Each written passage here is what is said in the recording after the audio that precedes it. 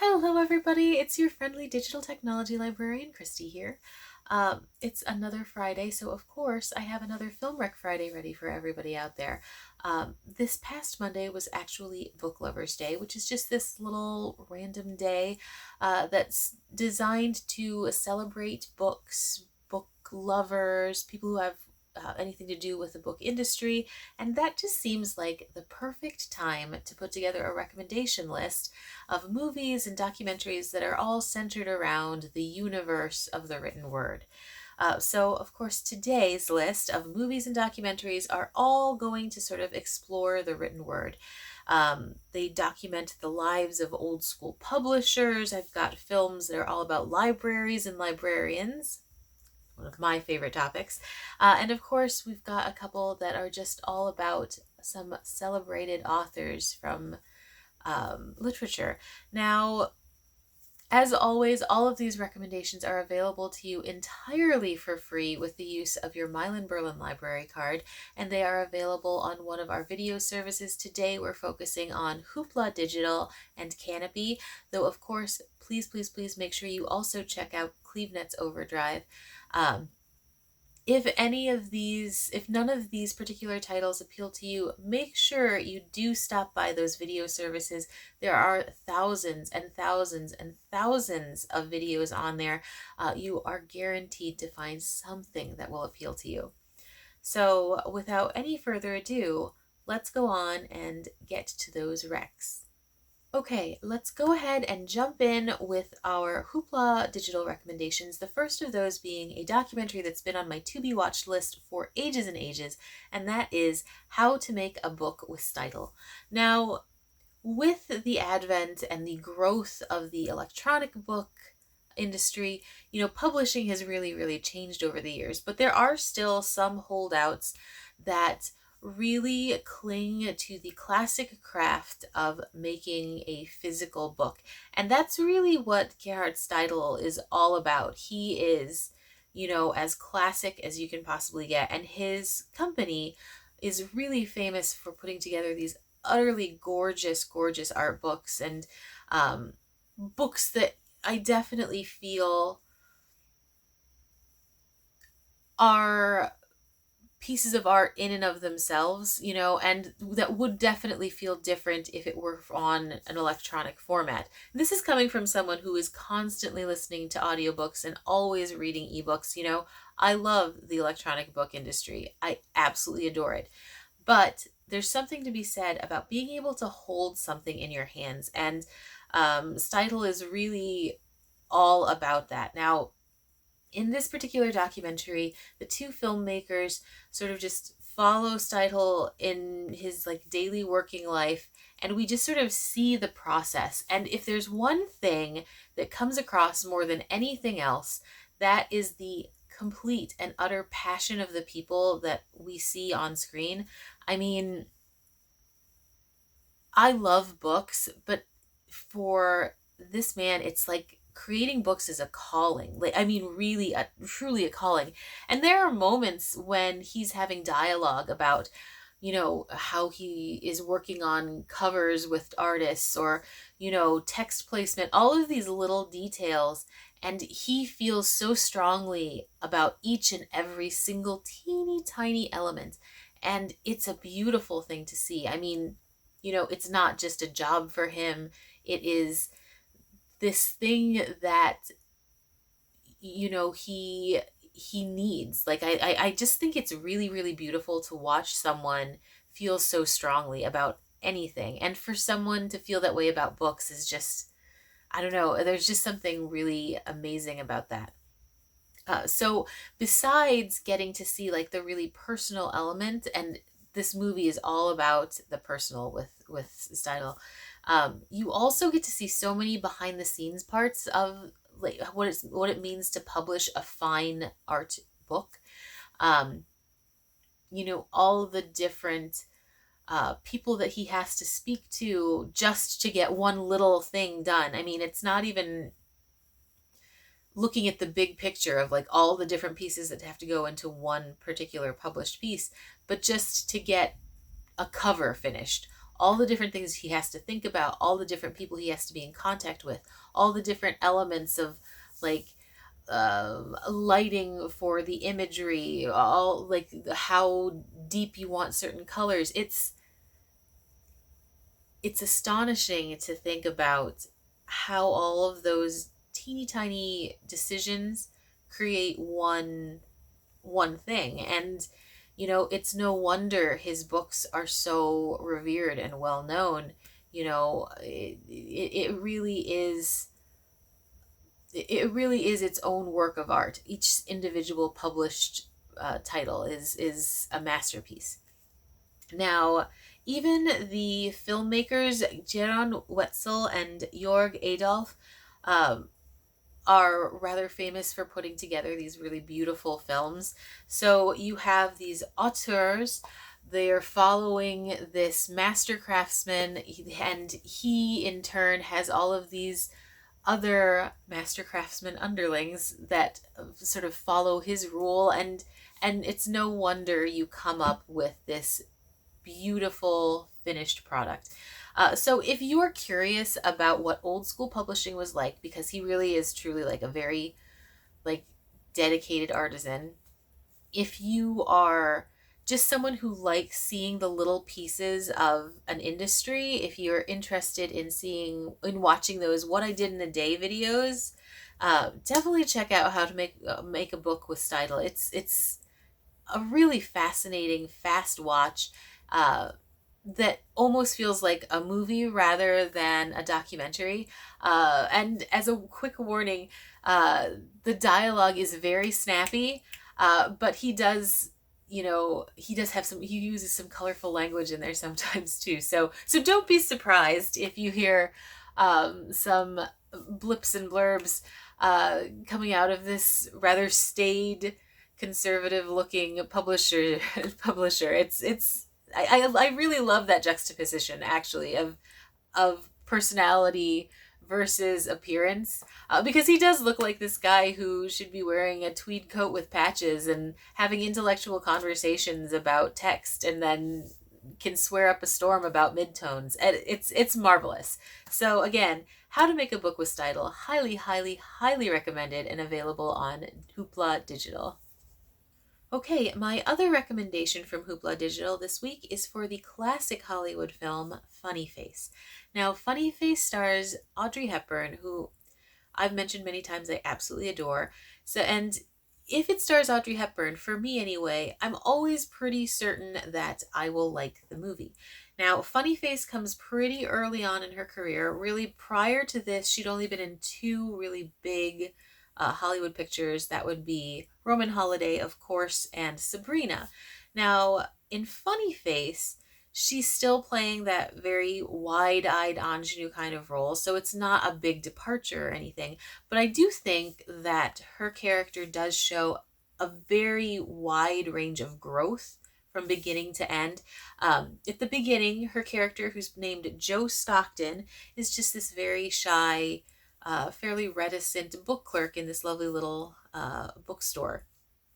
Through circumstances, she kind of gets caught up in the world of this New York fashion photographer, Dick Avery, who is played by Fred Astaire. And throughout the film, we see their interactions grow and change, and we do see her going from, this very rather naive young woman to someone who is not naive, but who is at least more aware of the world. And I do like seeing that in her early roles, because let's be honest, most of the early part of her work is fairly predictable, and this is not a departure from that. You definitely have a happily ever after coming, that from the get-go. But it's still like a really enjoyable journey. You've got some gorgeous settings. The beginning of the film starts in New York, and then we end up in Paris. And when I watched this movie, I was as caught up as her character in the whole Paris setting. Stockton is one of those people who has always wanted to go to Paris. She wants to meet a particular author, and she's so like caught up in the sort of magic of this foreign city, and her acting brings you with her. You absolutely do get caught up in all of that first sight excitement, and it just works really, really well. And she's so good at playing those characters that transport you emotionally to those like early days kinds of times. And that's really, I think, kind of the crux of this film. If you can't relate to Hepburn's character, then the movie would fall apart. But you absolutely can, because she's so unbelievably charming on screen. Um, with Funny Face, if you like movies that have beautiful settings, if you are an Audrey Hepburn fan, if you are a Fred Astaire fan, if you like movies about the fashion industry, if you enjoy um, smart, spunky characters, make sure you check out Funny Face. It is such a lovely classic film that I can't help but recommend it. It's only very, very loosely within the realm of this theme. I mean, she is a bookstore clerk, so she likes books. But I had to recommend it. I just recently rewatched it, and I fell in love with the movie all over again. So please do check out Funny Face, also available on Hoopla Digital. All right, moving right along to my Canopy recommendations, I have a couple of really fantastic documentaries that are centered around librarians and library life for you. And the first of those is The Hollywood Librarian, a look at librarians through film. And this one is a really, really great overview of what librarianship has been through the years. And I think that this one's great if you're interested in being a librarian, if you're just interested in libraries in general, or really if you just like a really well-made documentary. Now, this one always throws out lots of like clever little facts, whether you're looking at libraries from a historical standpoint, or you're looking at them as, a Generation Zer. There's just so much information out there, and I think a lot of it isn't necessarily super well known. And interspersed with interviews with actual librarians, tidbits from history, information about how libraries have changed throughout the years, you get these really cool cut sequences of librarians and librarianship depicted through film. I mean, I think a lot of us my age, which would be late 30s, remember Rachel Weisz as a librarian in The Mummy. I mean, I've dressed that way for Halloween on many occasions. One, very easy costume. Two, just a really likable, fun character. But there are so many librarians throughout the history of film, in addition to all of these really interesting facts that you're getting fed. You also get like a quick review of film history, and that part I wasn't necessarily expecting. Like Marian the Librarian and the Music Man. You've got Anthony Stewart Head's librarian in the Buffy the Vampire Slayer TV series. I mean, librarians are everywhere in film and TV, and this sort of was a nice little reminder. And they're never the same. Yes, you have that stereotype of the cardigan wearing, glasses wearing, shushing librarian that we're all fairly familiar with. But there's some really cool librarians going on too. Not that wearing cardigans and glasses isn't cool, but I thought this one was a lot of fun, and really, really interesting. Even as someone who's in that particular industry, I love looking at the history aspect of things.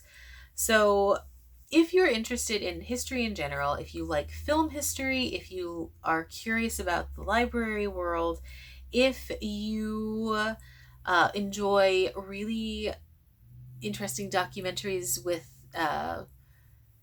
just everyday people, because I mean, let's be honest, it's not like we're exploring the world of astrophysicists who are heading out into outer space, like librarians are for the most part. people who have like a regular kind of day. Anyway, if you're interested in any of those elements, make sure you check out the Hollywood Librarian, a look at librarians through film. It was such a pleasant little gem to discover because I'd never heard of this, to be honest, beforehand. Make sure you check it out. It's available on Canopy and you won't regret it. It's a good time. Okay, my other library documentary Canopy recommendation is for the film Ex Libris, the New York Public Library. Now, this is a documentary that I watched a few years ago and honestly never really forgot because, one, of course, it's about the New York Public Library. I adore the New York Public Library, everything about it, from the gorgeous reading rooms to the lions out front to just the size and the sort of majesty of this huge building. I mean, it's just an incredible library and a library system.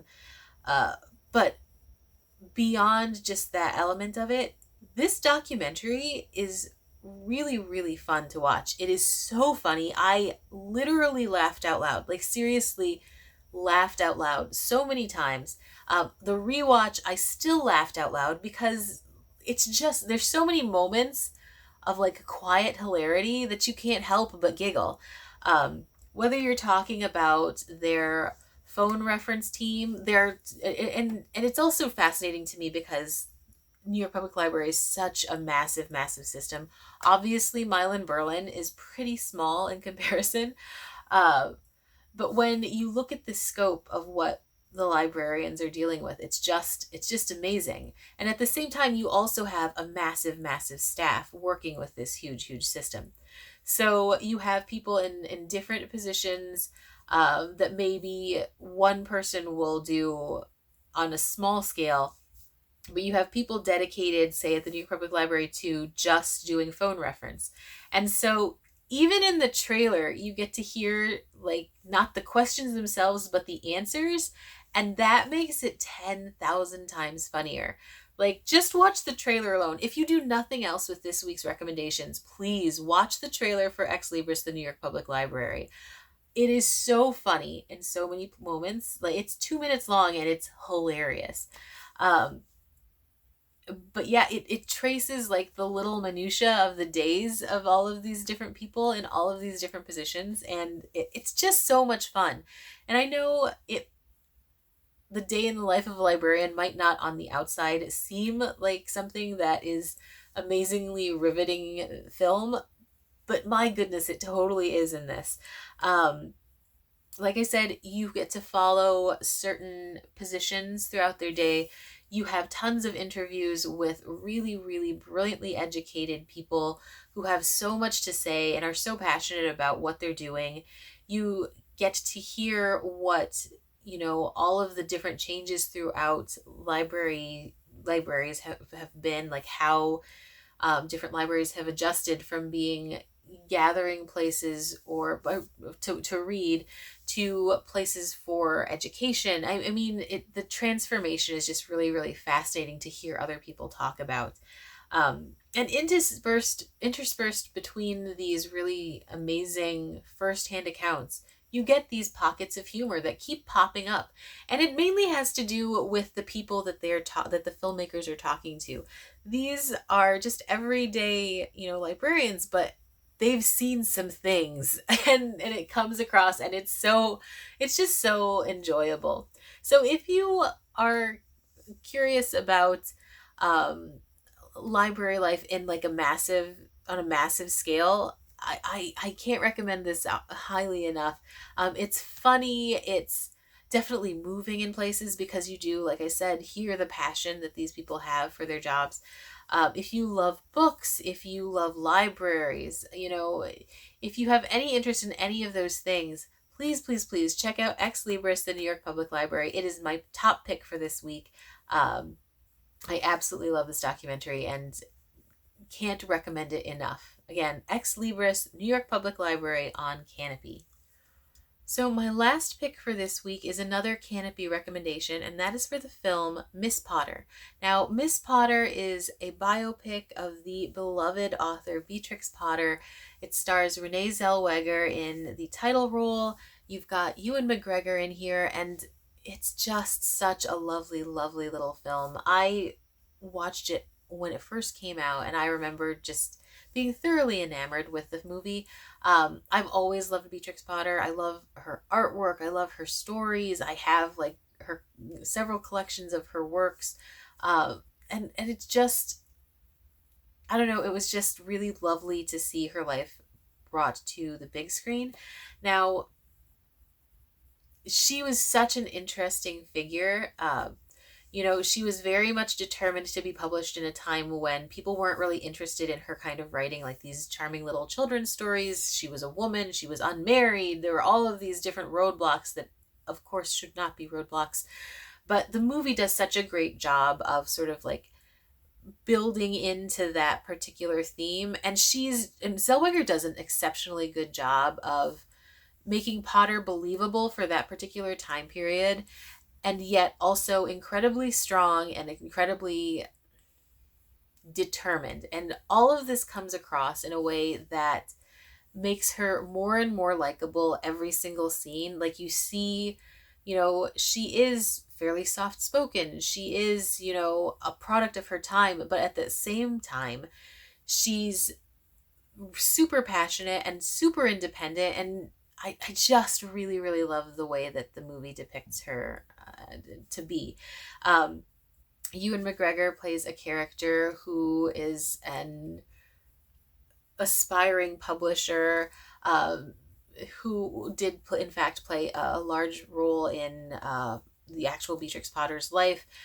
You see Potter in her childhood, throughout her young adulthood, uh, and you see all of this growth going on, and it's all backed by beautiful, beautiful settings. That's a huge part of the storyline as well. It's just, I don't know, there's just something ultimately so beautifully charming about it. If you are a Beatrix Potter fan, if you are a Renee Zellweger or Ewan McGregor fan, please make sure you check this movie out. It's a very sweet film. I mean, there's no explosions. It's not like action packed. It's quiet. So, if you're expecting something like a huge blockbuster, this probably isn't it. But if you're looking for something sweet, something quite romantic with, some tragedy thrown in as well, that does a good job of sort of expanding upon an author's life, make sure you check out Miss Potter on Canopy. It is lovely and absolutely worth the watch. You won't regret it. It's really, really an excellent, excellent film. All right, so that was my last recommendation for this week. If you have any recommendations for movies about books or movies about book lovers or that would appeal to book lovers, please comment with them below. I am never tired of getting film recommendations. I always love hearing about those. Or if you have any recommendations for future themes, I'm always looking for those as well. So please comment with those below too. Thank you so much for tuning in this week. As always, I love, love, love knowing that you're out there. And hopefully I will see you next week. Bye-bye.